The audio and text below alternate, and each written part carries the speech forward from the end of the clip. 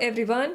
I am Professor Nikki Eshtiaqi from RMIT University in Melbourne, Australia. And welcome back to Innovative Calls.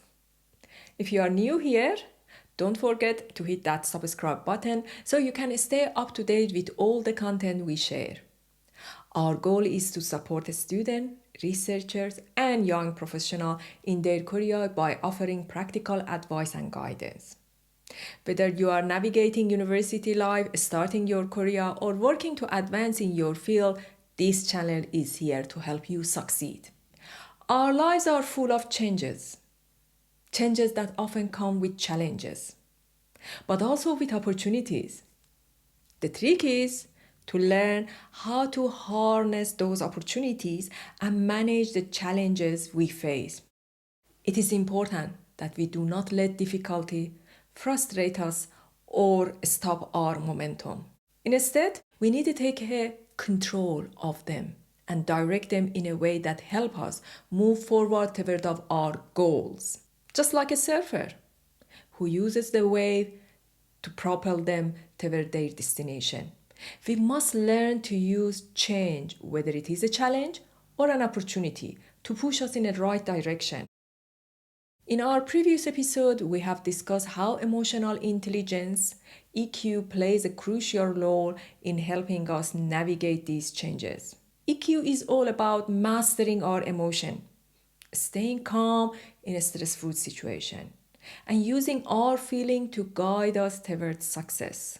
It helps us focus on our goal, even when we are facing tough situations. Today, we will dive in deeper into how emotional intelligence can help us overcome challenges and make the most of the opportunity that come on our way. All through a simple story. As we go through it, I will ask you a few questions to reflect on. And I believe this is one of the best ways to learn about EQ by putting ourselves in the shoes of the character and thinking, what would I do if I were in her situation? Let's start with scenario 1. Sophie is in her final semester at university and she just missed an important exam due to her mother's illness. For many days and nights, Sophie has been under intense stress. She's been caring for her mother, who has been seriously ill and has barely had time to focus on her study. Sophie has been feeling physically and emotionally drained, trying to balance her family responsibility with her academic load. She's been waking up exhausted, working late into the night, and worrying about both her mother's health and her own future. The constant pressure has left her feeling isolated, overwhelmed, and alone. And now she's in a tough spot. She needs to pass this course to graduate on time. But her mother's illness prevented her from taking the exam.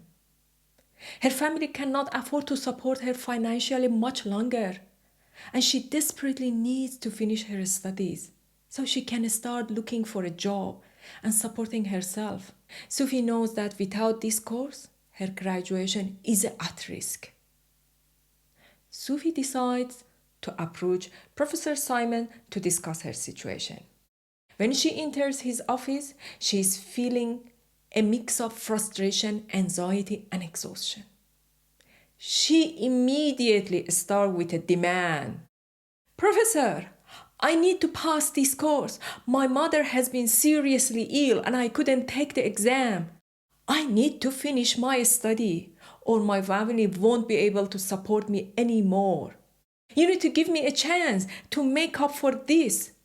Can you give me another exam or assign me extra work to pass the course? Professor Simon listens calmly and explains that he understands her situation, but that the course policy doesn't typically allow for extra exam or assignment after the deadline.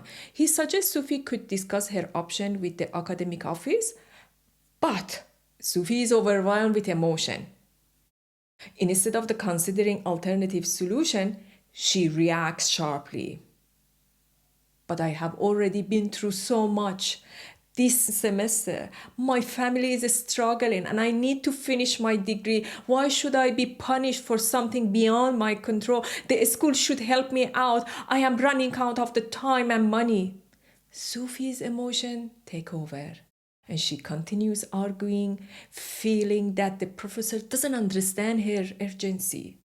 Ultimately, the conversation escalates as Sophie storms out of the office, still upset and feeling unheard. She leaves without resolution. Now, let's see how things could have gone differently.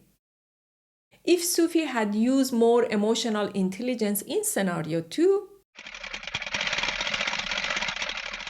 this time Sophie takes a moment to collect her sword before heading to the Professor Simon's office. Despite all stress and exhaustion, she understands that a calm and respectful conversation will give her a better chance of finding a solution. She knocks on the door and enters with a calm look. Hello, Professor Simon. I hope you are doing well. Do you have a moment? I would like to talk to you about my situation. Sophie begins by acknowledging the difficulty of her circumstances and take the responsibility for her part in the situation. I am sorry to be in this position, but I need to explain that I missed the exam because of my mother's illness. I understand this doesn't change the course policy, but I am hoping we can discuss some possible solution. I have been doing my best in the course and I am really determined to finish my study on time. My family has been supporting me financially, but we are struggling and I need to find a job after graduation. Professor Simon listened thoughtfully and asked for more detail about her situation.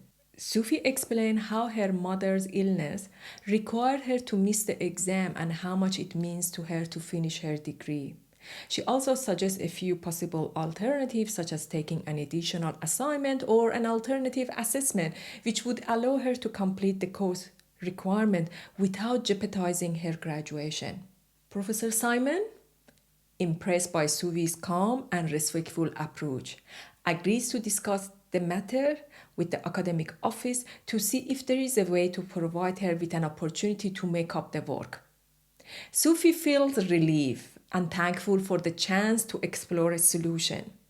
After discussing it with the academic office, Professor Simon offers Sophie an opportunity to complete an alternative assignment to make up for the missed exam.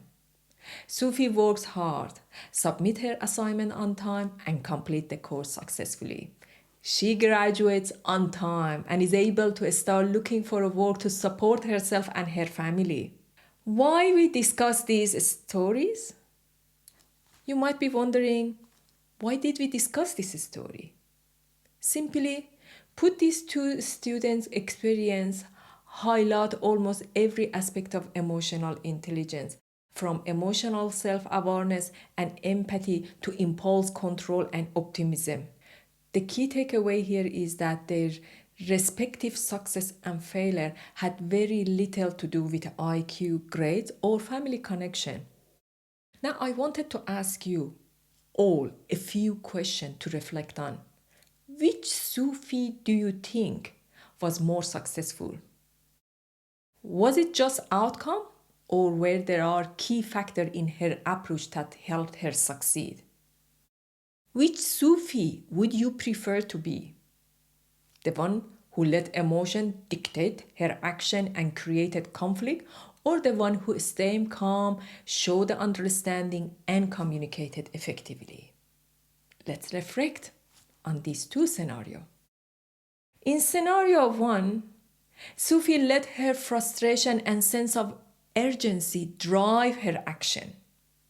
Her emotional outburst, sense of entitlement, and lack of emotional content created tension. She stormed out of the professor's office without a resolution, and ultimately she didn't get the help she needed. In scenario 2, Sophie took a calm, respectful approach. She acknowledged her responsibility, communicated openly with Professor Simon, and presented alternative solutions. By managing her emotion and communicating effectively, Sophie was able to work with a professor to find a resolution. She completed the course and graduated on time. Before we finish, let's reflect on what we have learned today. Emotional intelligence or EQ isn't just about managing your emotion in a tough situation. It's about understanding yourself and others, making thoughtful decisions, and communicating in a way that builds trust and cooperation. Whether you are in a university classroom or work meeting or dealing with personal challenges, EQ is a skill that will help you navigate through the difficulties and find a better solution. It is important to remember that everyone can improve their emotional intelligence. EQ is not something you were born with or without. It's something you can develop through practice, just like any other skill. The more you work on that, the better you will get. And the good news is there are many ways to start improving your EQ right now. One simple way is to begin by being more aware of your emotion. Notice how you feel in a different situation and how this feeling influences your thought and action. This self-awareness is a first step to managing your emotion and making better decisions. Also remember that empathy is a huge part of the EQ. By trying to understand others' feeling and perspective, you can communicate better, build stronger relationship, and resolve conflict more easily. Finally, don't forget the power of the optimism and positivity. Staying hopeful and focusing on the opportunities, not just the challenges, can help you keep moving forward even in difficult times. Before we wrap up, I wanted to remind you that Innovaticals is more than just a channel. It's a community. We are a group of university professors, researchers, and professionals committed to helping students, young researchers advance in their field by sharing our experience and skills. We are here to guide and support you as you navigate your career. I would love to hear your thought on Sophie's story, how you would approach similar situation. Please leave your comments below, and if you have any personal experience to share, feel free to do so. Don't forget to like, subscribe, and share this video with anyone who might benefit from this insight. We are all in this together, learning and growing as a community. See you soon.